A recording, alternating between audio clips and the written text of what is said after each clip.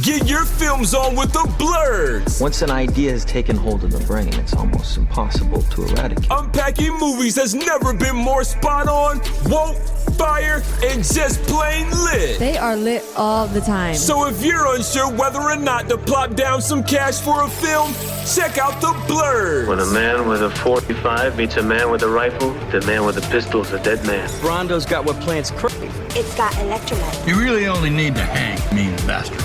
But mean bastards, you need to hang. Don't say you weren't warned. Here's Brandon and Jeff. Roll camera and action. It's time for some trailer talk.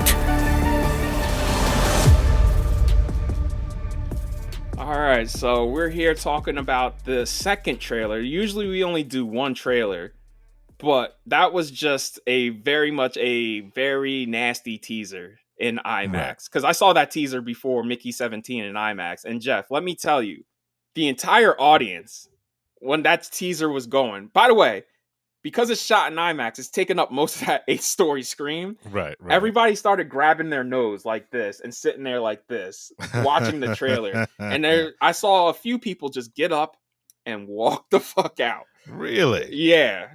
I was just like, ooh, I think y'all made, and that's the thing. I think we're talking about the new trailer about Final Destination Bloodlines. I think y'all took it a little too far, which is wild to say about a Final Destination movie.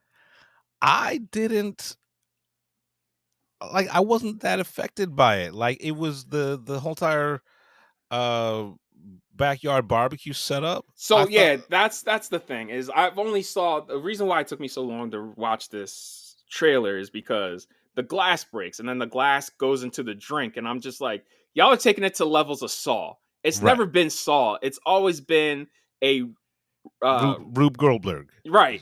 Yeah. Like, Death is doing Rube Goldberg shit to get his victims, because it's Final Destination is basically a slasher movie with Death doing Rube Goldberg tricks to get its victims. Right.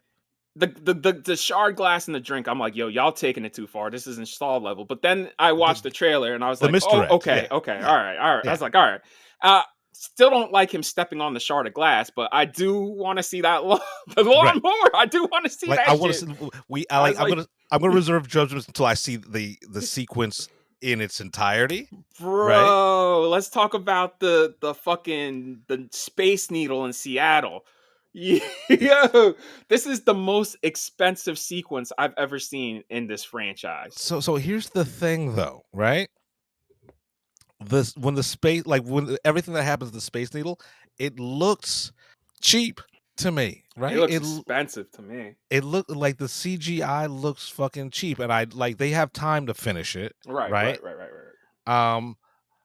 But yeah, I'm in for the movie, right? I like the concept, right, of now how it's like a generational thing. They reference the plane, because when the grandma gives her the notebook, the plane's in there, and I'm just like, oh, we're tying, every movie's now going to tie back into the first one, because I don't want to give anything away, but if you haven't seen it, watch Final Destination 5.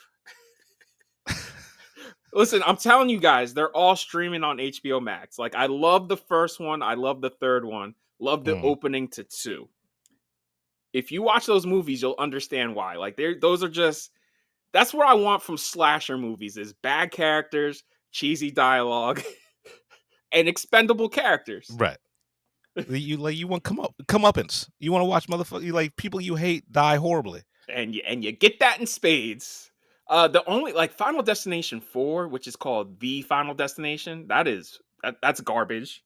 And Final Destination 2 is pretty fucking stupid after the opening. That movie gets really fucking. Ugh. But that's the one with the log, like the traffic. Yep. Right. Yep. Have you seen any of them, Jeff? I've seen like the first 2. Okay. What was the third one? The roller coaster. That's where the people who created this whole shit, they came back for 3.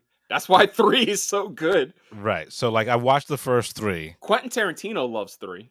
I found that out the other day. I was like, oh, so I'm not alone in loving 3. Okay. Yeah. So I watched the first 3. And yeah, 2 is dumb. 4 is the racetrack.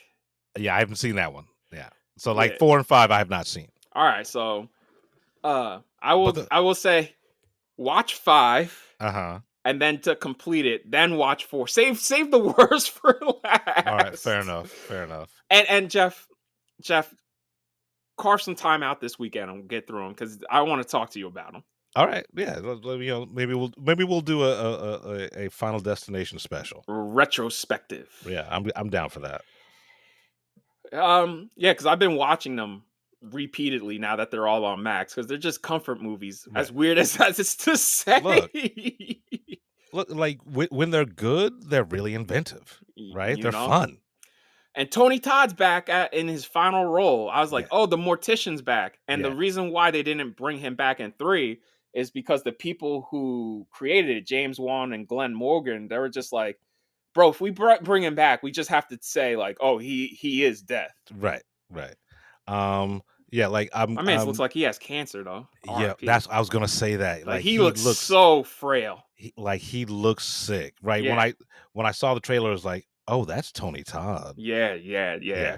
So I mean, I'm glad he was able to stay around just to finish this out. So he's in a third. He's now been in 3 of these. Mm-hmm. So 1, 2, and now this one. It makes sense because it's called Bloodlines. Like you, right? Like you, if you're gonna do a generational thing, you have to have. I'm gonna reiterate this because the only reason this movie exists is because John Watts came up with a story and he didn't want to direct it, but he's like, I love this franchise. Here's a story. I'm going to stay on as producer. And that's fucking nuts that John Watts, who I want to know, everybody in Hollywood needs to let me know if you're a fan of the franchise. Because I'm finding out every day there's new fans, like high profile people are fans of this franchise. And I'm like, who are you guys? And where have you been hiding in the shadows? Because for a slasher film, it's honestly the most original. Yeah, it's inventive. With the best kills. It has the best kills just because like it's not a dude with a knife. It's death. It's omnipresent death doing Rube Goldberg traps. It's like fucking rat, like a rat gnaws on the fucking gas line and then like type shit. Oh man, yeah. After watching this trailer, I'm like, you know what? I'm gonna hit Warner Brothers up for an IMAX screen and be like, yo, y'all got an IMAX screen for this? Look, I'm down for that. Let's fucking do it. Let's fucking go. I'll tell you what though, the first trailer, I'm gonna probably go get some popcorn when that's going on.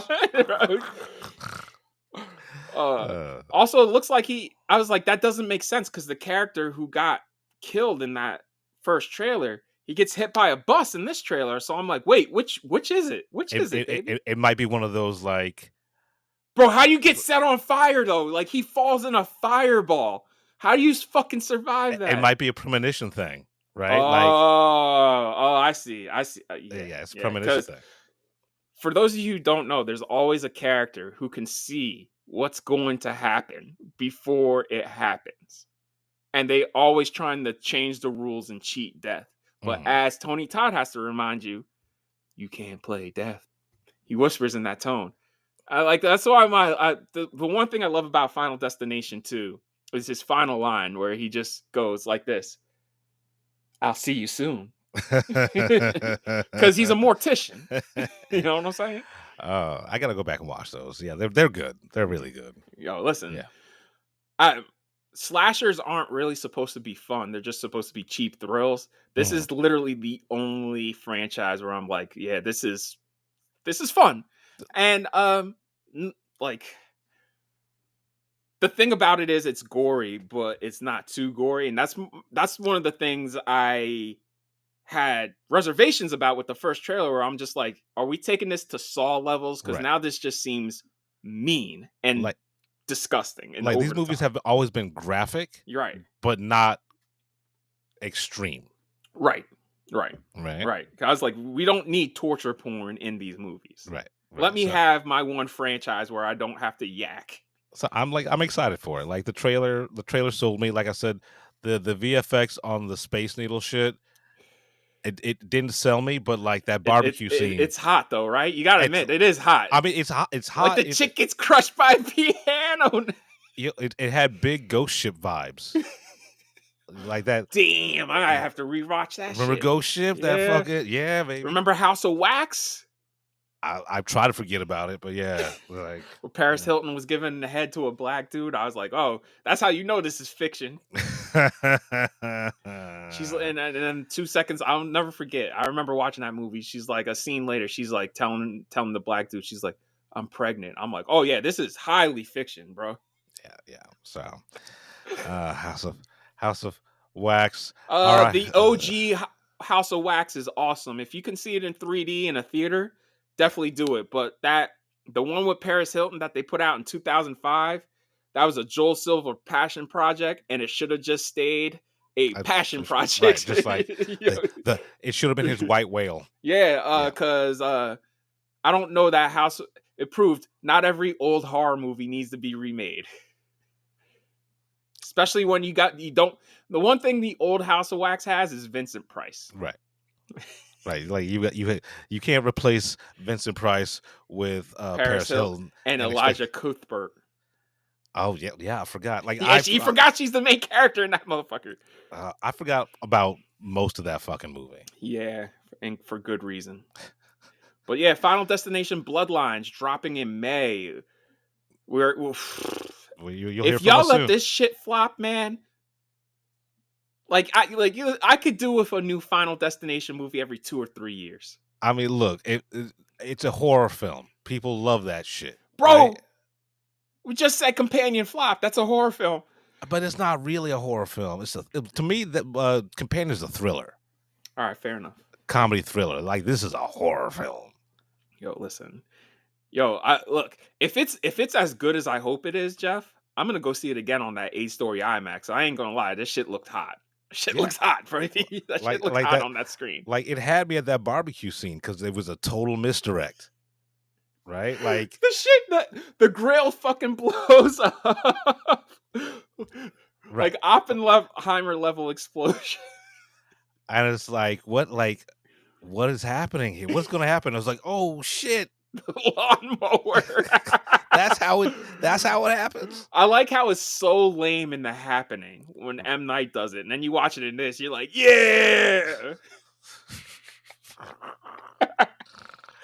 Oh shit. Let's get into our main review. And now, the moment you've been waiting for, the Film Blurbs feature film review.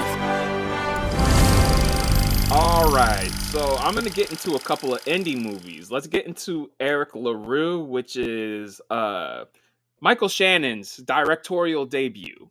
Mm-hmm. It's whatever, man. This shit is overlit, bro. Like it looks like a fucking broadcast episode of TV. Is and it not based like on a book? I can't remember what it's based off. It is based off of something, but like, who gives a shit? I've seen episodes of CSI look better than this shit. Yeah, it stars Judy Greer and Alexander Skarsgård. They play the parents of a mass shooter who killed himself, and everybody's kind of moved on. Alexander Skarsgård is kind of moving on and reintegrating into life, and everybody's kind of accepting him back because they're just like, it wasn't your fault. It's been some time, and Judy Greer just can't get over it until she goes into a different church than her husband, and that's the movie. That's the movie. That's the movie, basically, in a nutshell. Yeah. Okay. I mean, was it well acted? Yeah. All right. Crickets. Okay. Yo, I'm not trying to shit on anybody. I'm right, really like, not. Look, I'm not. But like, look. I mean, like if it's not good, it's not good. Like it's. You know what you should watch instead? Mm-hmm. We need to talk about Kevin. Yeah. I mean, honestly, that's the gold standard for this type of movie, right? Yeah, no offense to Michael Shannon, I love you, but you're no Lynn Ramsey. Lynn Ramsey is who she is for a reason. I think she has a new movie dropping soon too. It's been a minute. I can't remember the last thing she did. It wasn't. We have to talk about Kevin, right? It was can't be. You Were Never Really Here. Another movie that's really hard to watch. Joaquin Phoenix with a hammer saving little child prostitutes. Yeah, I remember that. It's a good movie, but it's a rough watch. Yeah, I was just like, I may watch it again. Maybe. Yeah. No, I feel you. Yeah, look, Lynn Ramsey is one of our greatest filmmakers, and I'll just say this before I move on. Still wild, she walked off of Jane Got a Gun. Remember that shit? I forgot all about that. Remember that shit where there was like they had went a whole month without a director because she didn't show up, and then you come to find out it was like she never fully agreed to do the movie in the first place. And then the movie finally comes out, and we're all just like, yeah. Oh. Yeah. Even Gavin O'Connor's like, wait, I made that? You asked him Yeah. So the next thing I'm going to talk about is a movie that's not playing in theaters anymore because it is only out in like a handful of theaters because it clearly A24 didn't give a fuck, even though this is a movie worth watching. It's difficult because it's slow and the subject matter once the movie reveals itself. It's called On Becoming a Guinea Fowl. It's a movie from Africa. It's about this woman who comes home from a party, and on her way home from a party, she's dressed as Missy Elliott because it was a theme party. Okay, and the trash bag from The Rain. Was it The Rain or was it She's a Bitch? No, like I think it was all like I can't stand the rain. Yeah, it was The Rain, where she wearing the trash bag and the sunglasses. So she's dressed like that, and she sees her dead uncle on the road, and she pulls over, and this sets off a catalyst of events surrounding the uncle and the family, where you just find out eventually, and I'm just gonna spoil this because, and you should still see the movie. The uncle was doing a lot of diddling. Yeah, and everybody's reckoning with it in ways they don't want to address. So it's that's a difficult watch. It's worth it though. It's worth it because like it's a great movie, greatly acted. Shout out to this movie. Like A24, man. I y'all used to be the premier like indie label, and now y'all are just pumping and dumping movies. Like, look, they gotta make money, man. Like the fucking Beau is Afraid. That cost them a lot. Also, I think the Brutalist kind of backfired too, but that's also their fault. They waited too long to expand that fucking movie. Right. Yeah, look. Yeah. Once this hits video on demand or whatever streaming service, it'll probably hit either HBO Max, Showtime, or Amazon. Check it out. Like, this is definitely worth it. It's on my list for best of the year, honestly. Oh wow. So far. Okay. Yeah. This it's insanely good. Like it is slow, but like it pays off in the last hour. Especially like the camera work, the sound design, and the score. Like the score is unsettling for a movie about a family. All right. Yeah, so On Becoming a Guinea Fowl. And by the way, once you see the movie, that title is going to make sense. All right. All right. And let's get into what do you want to do first, Jeff? What do you want? Let me talk about the Electric State real quick. Okay, go ahead, dude. Don't fucking watch this movie. It's the Electric State is on Netflix right now. It cost $320 million. That's still insane. Shouldn't have cost that much. Yeah. And you know what? I'm gonna save a lot of this because I want to do a whole entire dissertation on why this movie is so wrong-headed and bad. But I will say Chris Pratt and Anthony Mackie are the best parts of this fucking movie. Millie Bobbie Brown, I hope this is the last time she plays a teenager. All right. I could do without seeing her again, honestly. right? Like it, and I said this to you. If you show up for a movie because Millie Bobby Brown is in it, then you're a pedophile, Oh right? yeah, hell yeah, Like you're hell yeah, suspect hell yeah. because she's not a horrible actress, She's but not good, she's in no way and is she she doesn't care good. about the craft, man. She When you recommend her to watch a movie, how long is it? right, Could you imagine I would love to do that to her where she's like, "Hey, have you seen Danzel?" And I just go, how long is it?" Like, how right, disrespectful is that? right.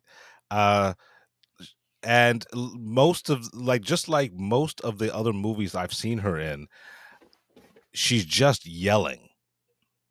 Okay, all right, Right, throughout this whole and like being angry for no fucking reason. right. So Electric State is based on the artwork of, I can't remember the dude's name, but he's a Swedish artist who makes these really elegant, beautiful, ethereal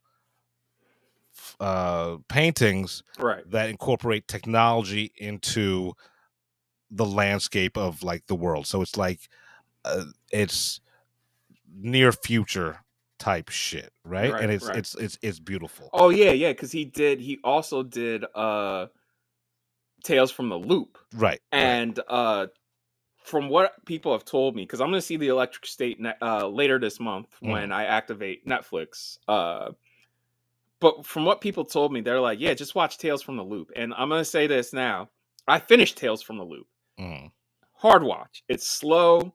The characters are going through a lot of pain, and I don't think it's going to be satisfying where they all end up. It was satisfying for me, but it's difficult watch. I'm just gonna say that. Right. But they say like Tales from the Loop was just a picture book that they turned into this very poignant, multi-generational family drama, and it loops all back together in ways that I didn't see coming. Right. It sounds like the Electric State, he did the same thing where he just made this picture book and they just came up with this bullshit ass story.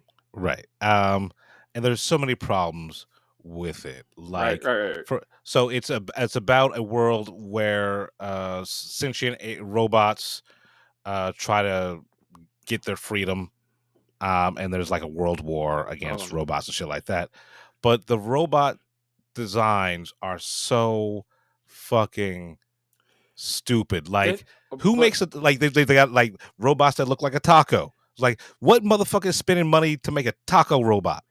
Didn't we just get this though with the creator where like robots are being hunted down and killed? Right, but like that made much more sense. Right, but there. I'm not Yeah, but yeah. you get what I'm trying to say.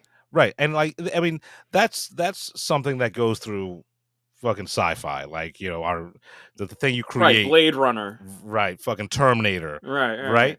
Matrix. Right, but much more effective in those movies. This movie, it's not even bad, it's just boring. I'm not surprised. Come on. The Russos' previous two movies were Cherry, which was disgusting. Not bad, but boring. It's violent and gory, but also shot like an MTV music video, and I don't mean that as a compliment. Right. And then The Gray Man. How was that PG-13? Because that was also like niggas was getting their fingernails pulled out and that, and I'm like, this is PG-13. And a lot of that shit was shot on drones. Like 90% of that movie was drones.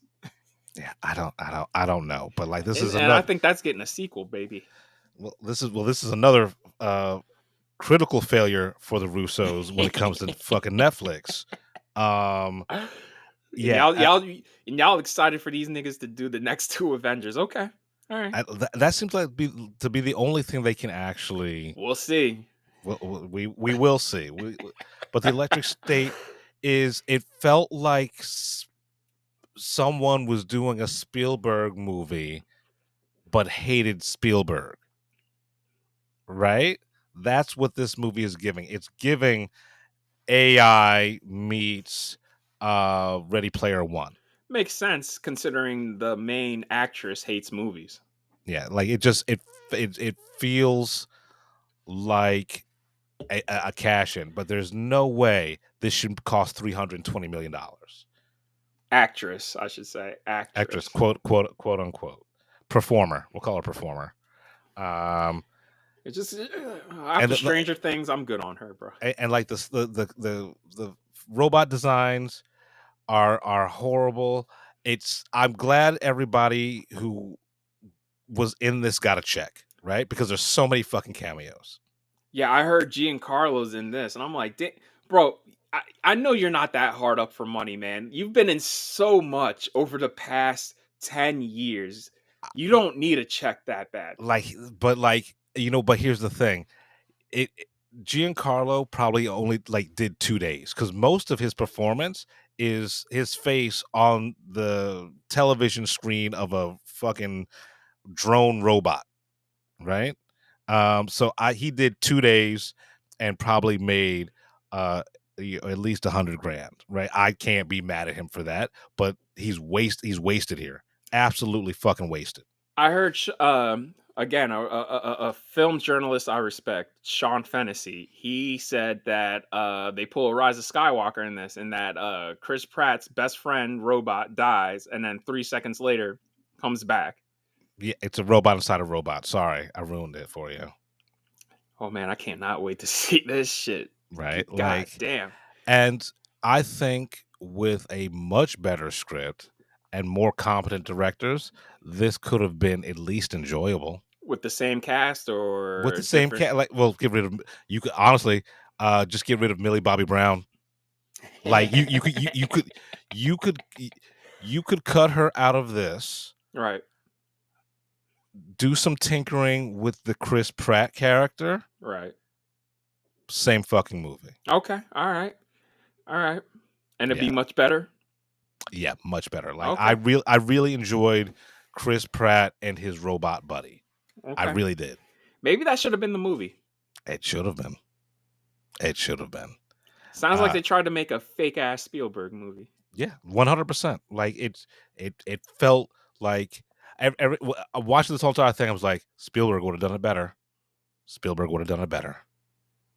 Yeah. So that's The Electric State on fucking Netflix. There you go. All right. Well, we I promise y'all later this month we'll get a deeper dive into it once I've seen it, because Jeff is he's apparent. You even said it yourself. You're holding stuff back. So yeah. Mm-hmm. Yeah. I'll get a $320 million movie I have to watch, because I'm sorry, no movie should cost that much. No movie should cost that much. After Brandon watches this and we do our deep dive, I'm gonna get fucking fucking microscopic on this bitch. Oh, it's that bad. Yeah, I'm going to get in its ass. I'm sorry, but once you hit $250 million, that should be the cap, and even that's too expensive. $200 million should be it. 300, there's no way that cost $320 fucking million before marketing. That's a fucking Ponzi scheme. Well, you heard about the one dude who stole the Netflix money and bought a house and a motorcycle. And paid off his divorce. Yeah. Good on him. Good on him. Fucking Netflix doesn't care. Yo, Netflix, give us some. We'll take. You know what? We'll make Film Blurs a Netflix exclusive, where we'll sit there with our dicks out talking about movies. Pay us $320 million. God damn. If niggas is just stealing your money, you might as well give us some money. Fucking just a couple stacks. Just a couple stacks. It's fine. You're not gonna miss it. You don't care. $10 million for me and Jeff. So give us $20 million, because $10 million a piece. That is a drop in the bucket for y'all at this point. Right. And $10 million, I could live off for the rest of my life, for my natural life. Yeah, and we'll give you content. We'll give you 5 seasons. Hell yeah. I'll be sitting. Listen, I will be Jason Isaacs. I'm trying to crash out with my dick out. I will literally walk on set with no pants and sit there, legs spread wide open like this. Netflix, for $10 million, you can see my dick. I don't give a fuck, bro. Listen, $10 million, that's I don't give a fuck money, man. That's fuck you money. I'm sitting there. Y'all be treating me like Denzel in Flight, where they're just shit, we gotta get. let's get him an L just so we could get him moving. An L and some coffee. Make sure the coffee has some whiskey in it. Yeah. So Netflix, we don't give a fuck. Clearly. All right. Before we get into magazine dreams, I want to talk about the Alto Nights. Barry Levinson's. This is definitely going to be his final movie. Because he's just old. This is a fake ass Scorsese movie. Like, it feels like a college student saw Goodfellas is like, I could do that. Robert De Niro is playing two different characters. I thought he was playing twins. Two different characters, both noted mobsters. By the way, Jeff, he narrates the movie. And at points of this movie, he's either narrating from his home, or he's just talking, or he's looking directly in the camera as if he's giving an interview. Does he at least change his voice between the two characters? Not really. They just put makeup on him to make him look different. But I'm like, dog, that's still Robert De Niro. That's... I think the saddest thing about this is they dragged Deborah Messing into this. Leave that woman alone. Yeah.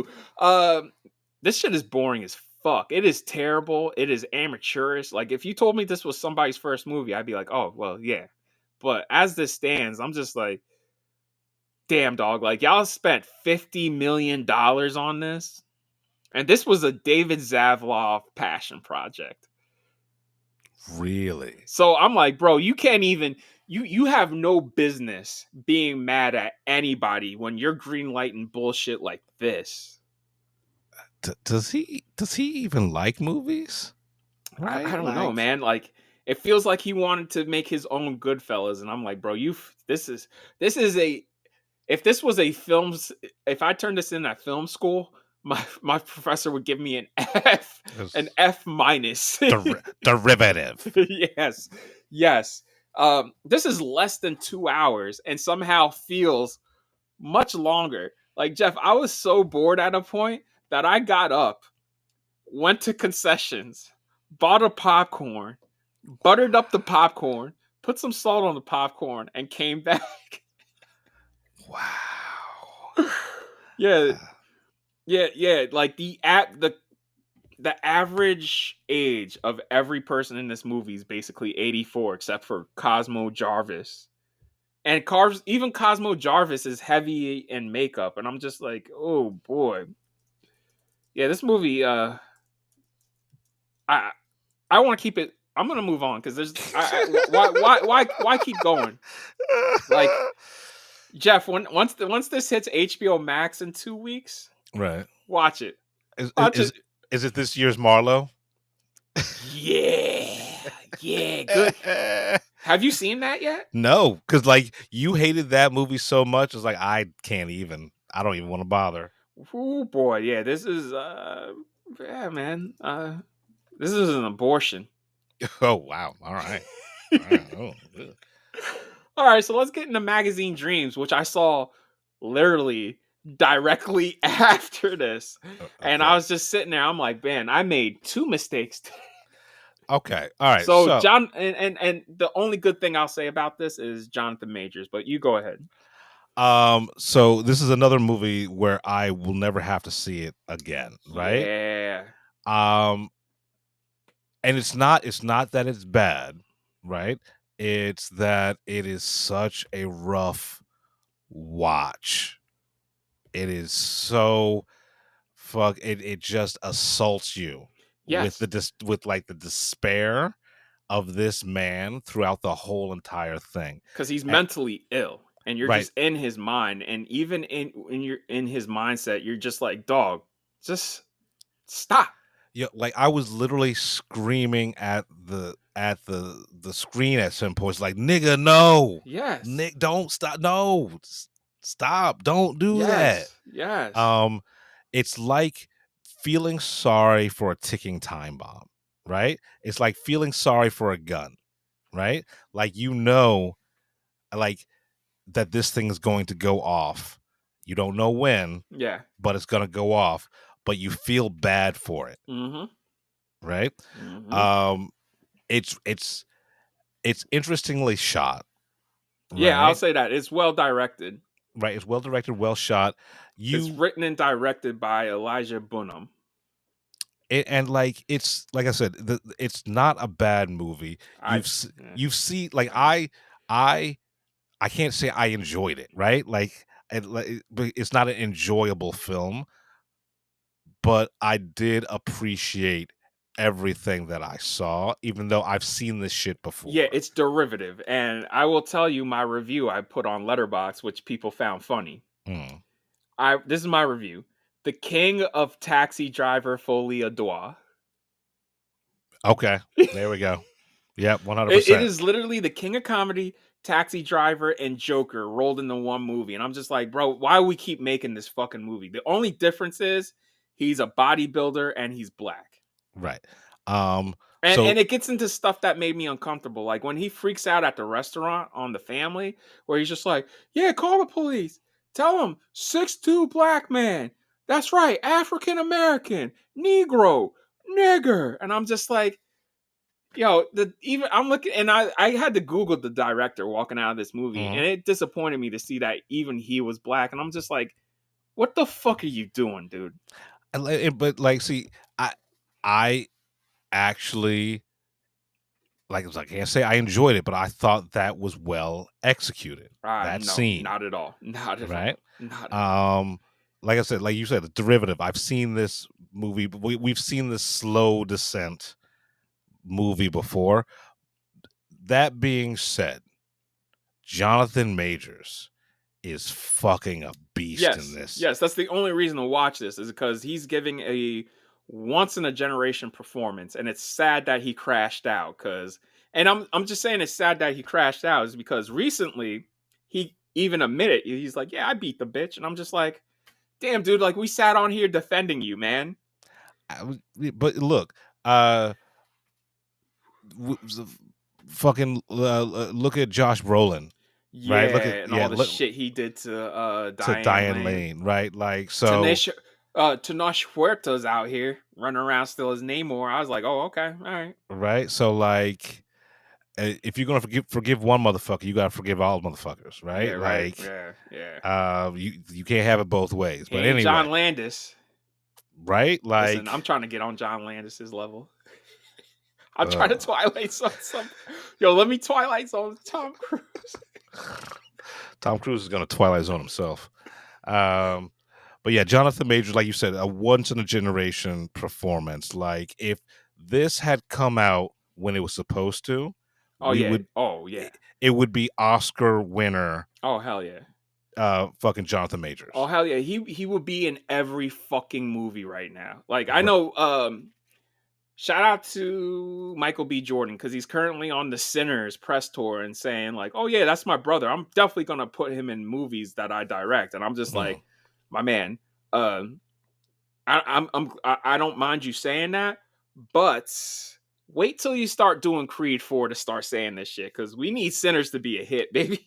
Right. Like, the entire industry is on the precipice of falling off into the abyss. So yeah. Safe bets, until the end of the year.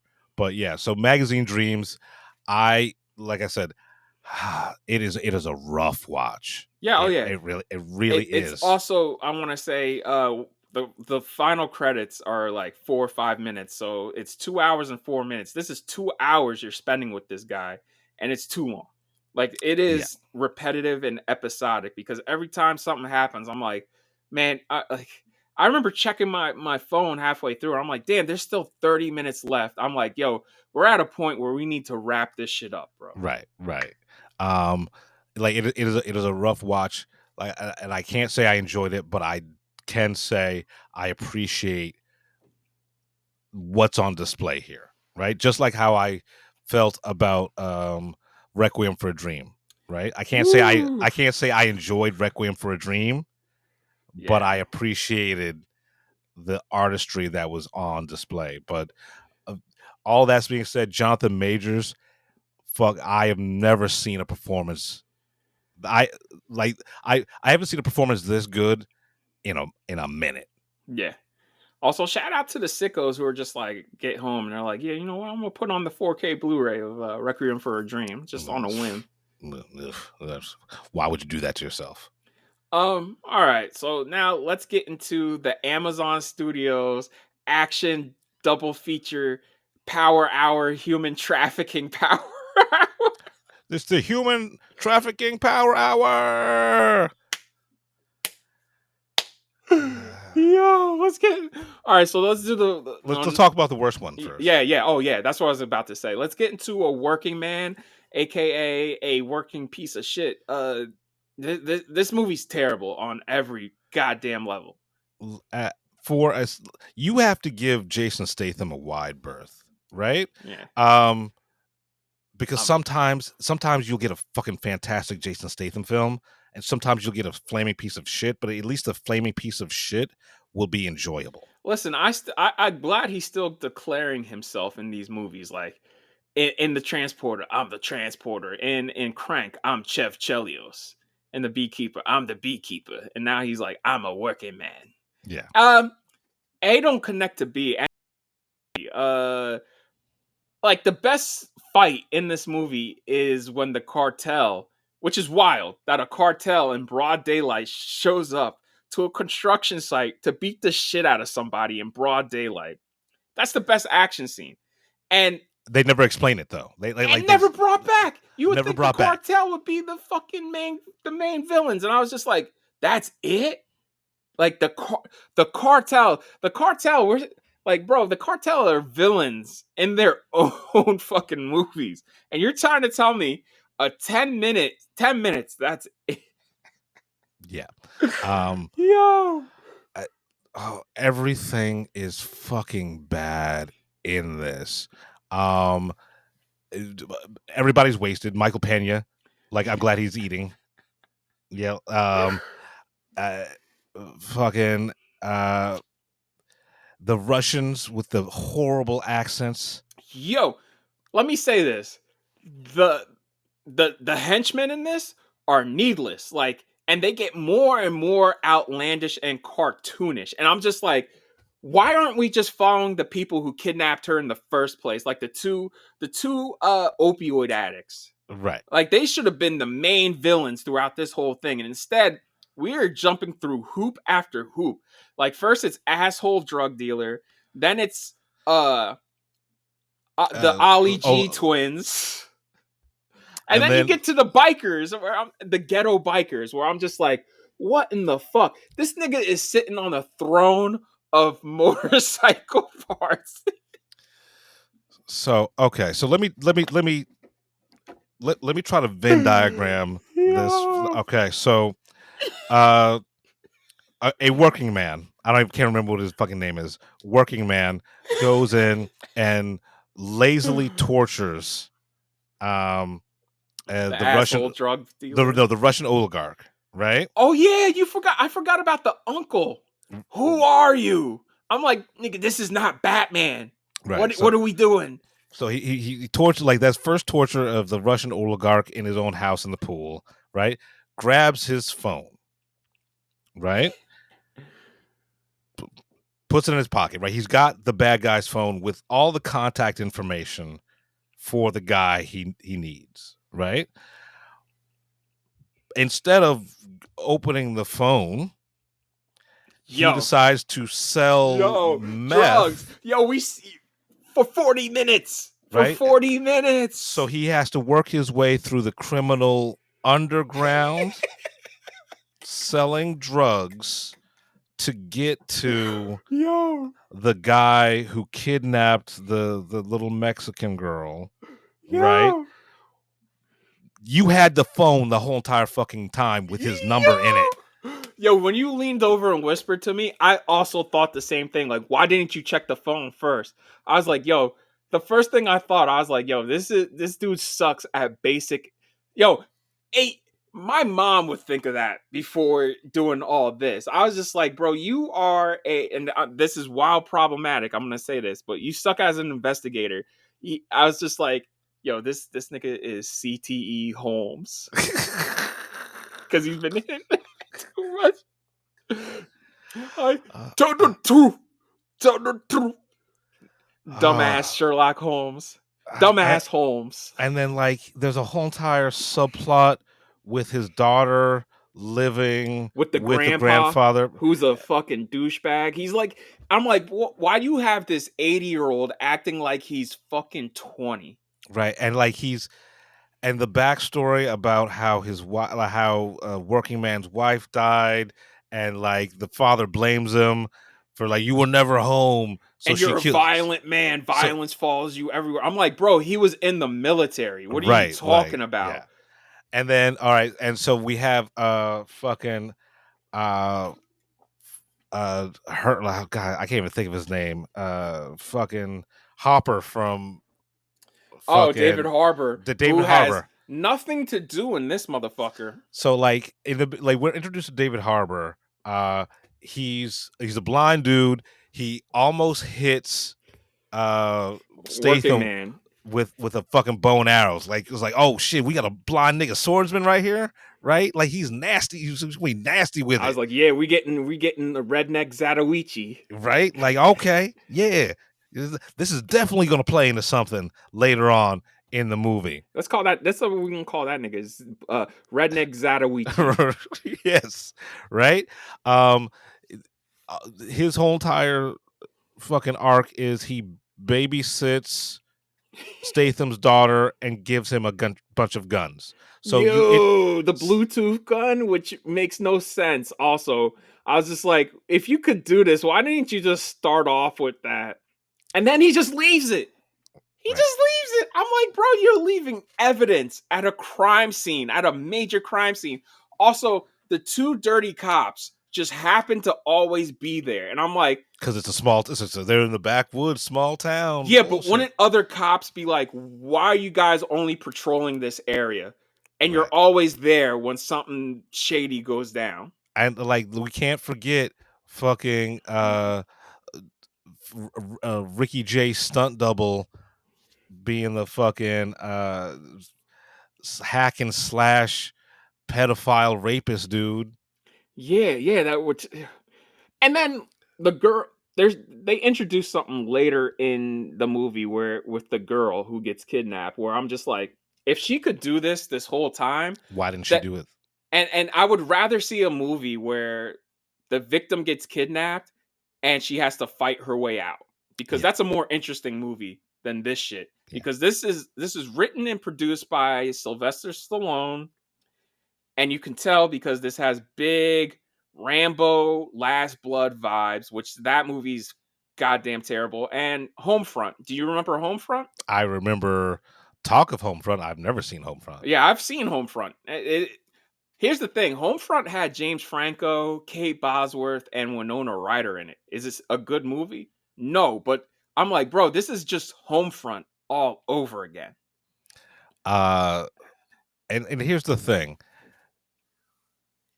I wonder how much weight Stallone put over top of Ayers, because like Ayers is not the best director, but he's got like a fucking a style of verbal, like a fucking swagger, right? None of that's apparent here. Like this isn't even fun.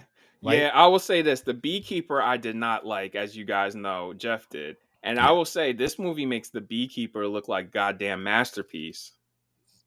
100%, right? And so to make possibly one of the worst Jason Statham films, you have to actually try to make one of the worst Jason Statham films. Because this dude's made a bunch of piece of shits. Like, let's be real. Like, right. And I love him. I will go to a Statham film. I don't care, right? But you realize, you know what you're getting into. Yes. And we also got to talk about the fake ass Call of Duty opening credits. I was going to mention that, yeah. The fake ass James Bond. I was just like, yo, the opening credits started and I was like, yo, where's my N64 controller? Right? With the music.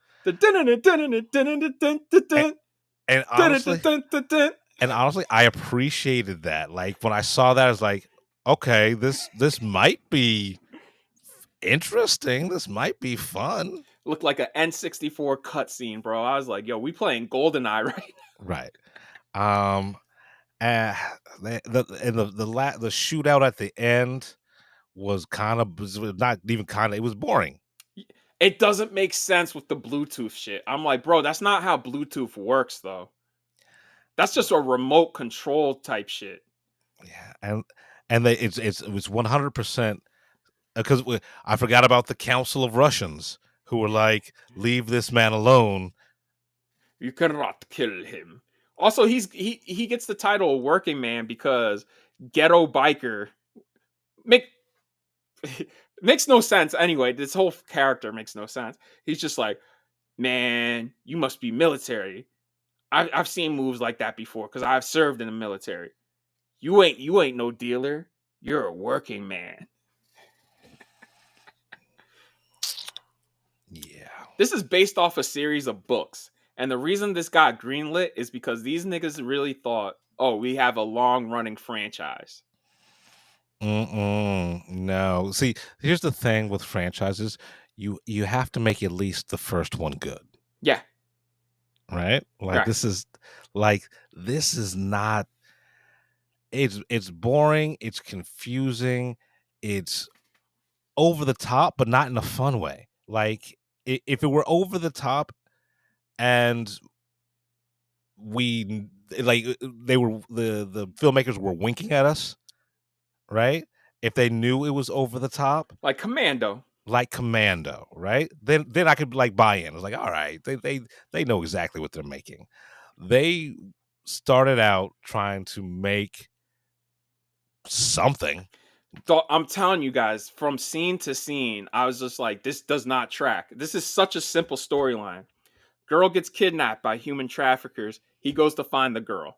And it gets lost in the sauce. I'm like, bro, how are we lost in a simple fucking plot like this? It should have been an easy layup. Like I'm telling you, the beekeeper makes more sense scene to fucking scene. And that movie is heightened. This takes place in reality. And I'm just like, and what? Let's even talking about, like, let's get nebulous on it, like, microscopic on this. The color grade from shot to shot in the same scene.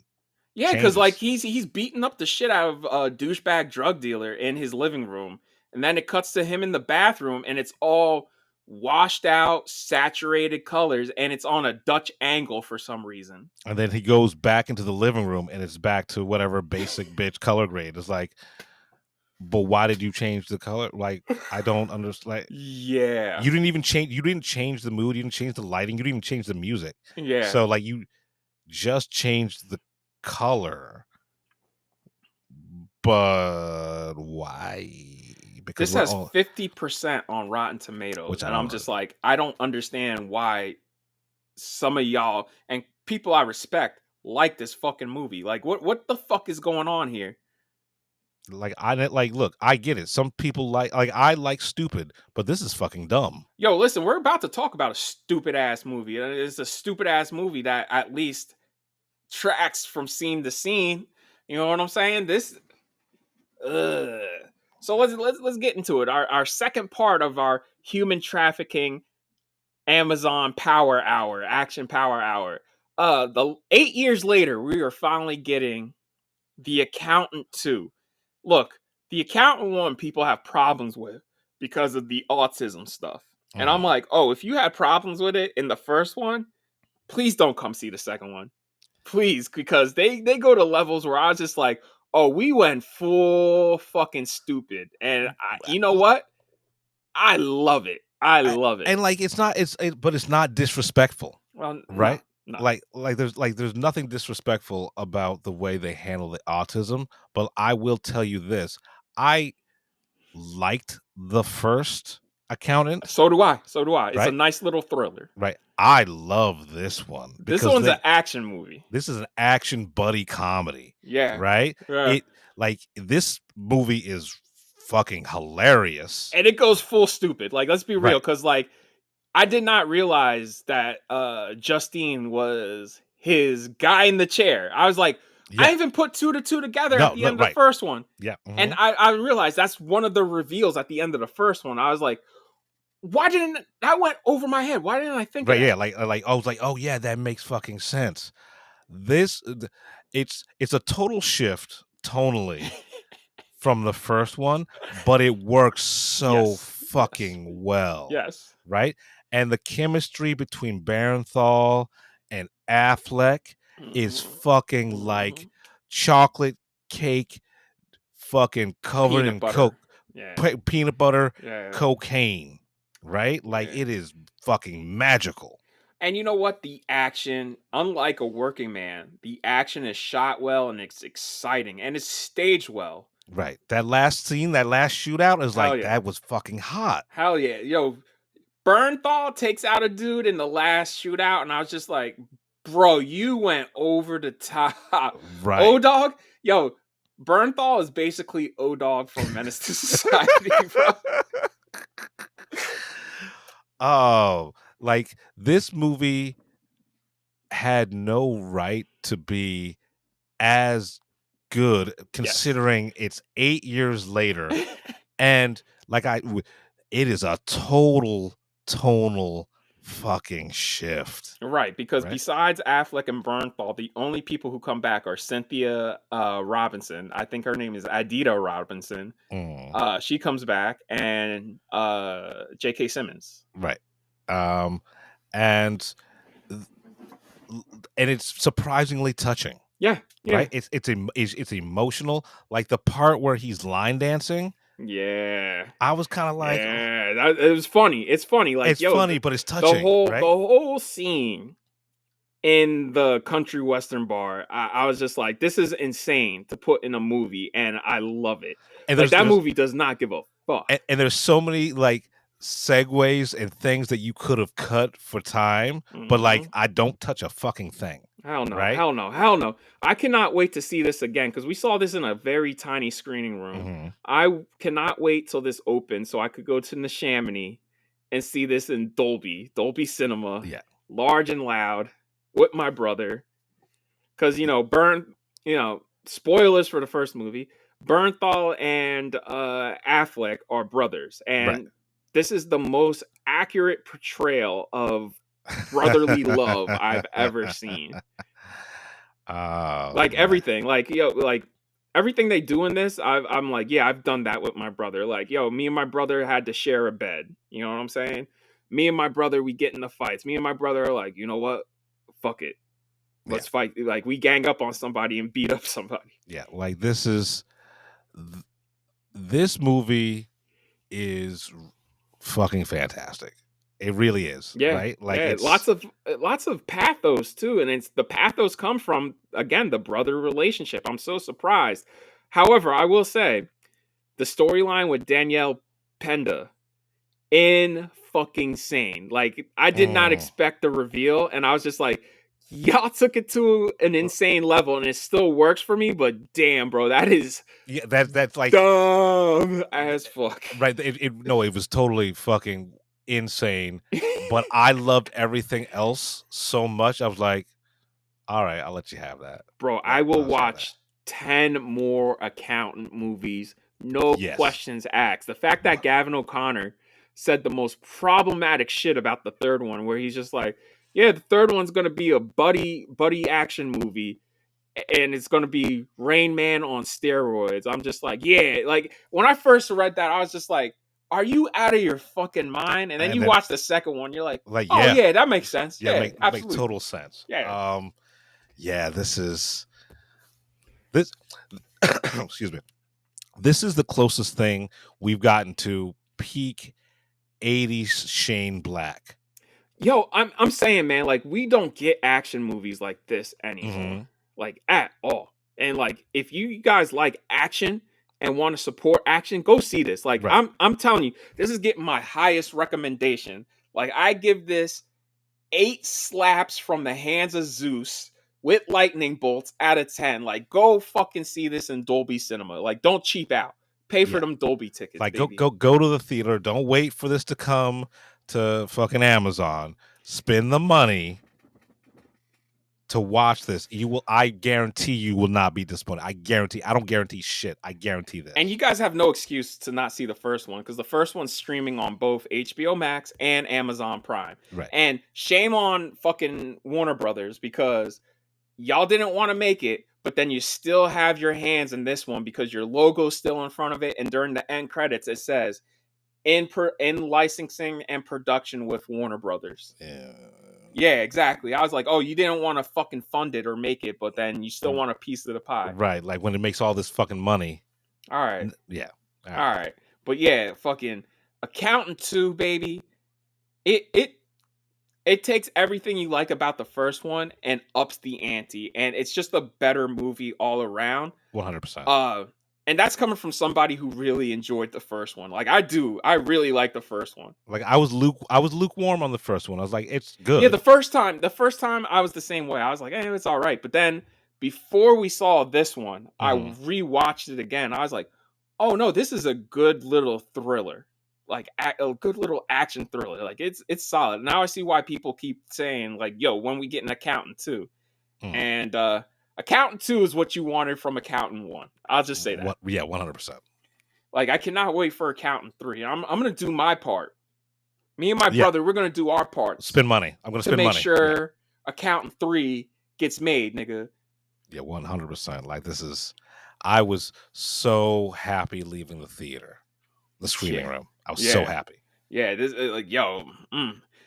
is probably the best movie I've seen in a minute. You know what I'm saying? Like, out of everything that we've been reviewing in these past couple of episodes, this is my favorite. Yeah. I'll give you that. Like, man. Oof. Hopefully in the third one, they could bring Anna Kendrick back. Like, she was into Christian in the first one. Right. I was just like... Yeah, that's the close of the loop, because in this one he's looking for love. So in the third one he finds her back where he started. The speed dating, y'all. I cannot wait for y'all to see that. That shit is hilarious. This movie is so good.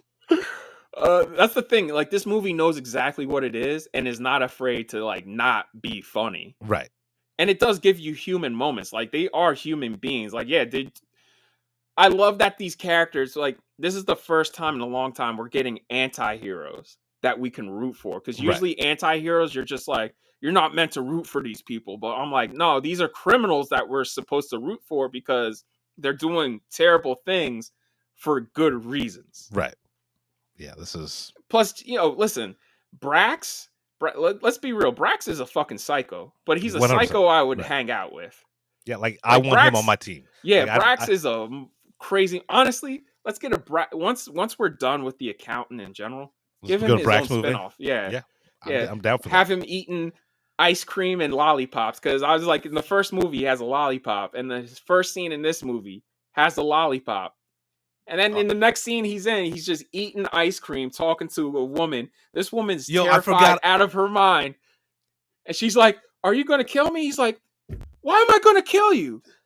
What do I gotta kill you for? I'm sitting here trying to have a conversation with you.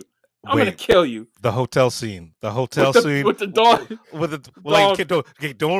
Can't ruin it. But when he's just walking around naked on like fucking in the cowboy boots, in the Bluetooth.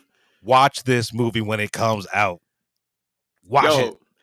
If the third one gets made, the lollipop has to return. And the cat. The lollipop and the cat, full on fucking Telly Savalas. You don't know though. That kid may keep that cat. Mm. Yeah. The Accountant 2, baby. Yeah, this is the first time in a long time I'm like, yeah, these bad guys gotta die, bro. Oh yeah, 100%. Like, yeah, kill them as fucking painfully and slowly as possible. Hell yeah. So that's it for episode 156. We're the Film Blurs. I'm Brandon Norwood, and I'm the motherfucking protagonist. I'm the protagonist. I'm Jeff Stewart, a.k.a. He Who Remains. Don't come at us. It's just fucking movies. You've been listening to the Film Blurs podcast. Man, I just love what you guys do, man. I never miss an episode. It's the best. It's my favorite podcast. Follow Jeff on IG on MindFireXL and Brandon on Twitter at BJN Tweets.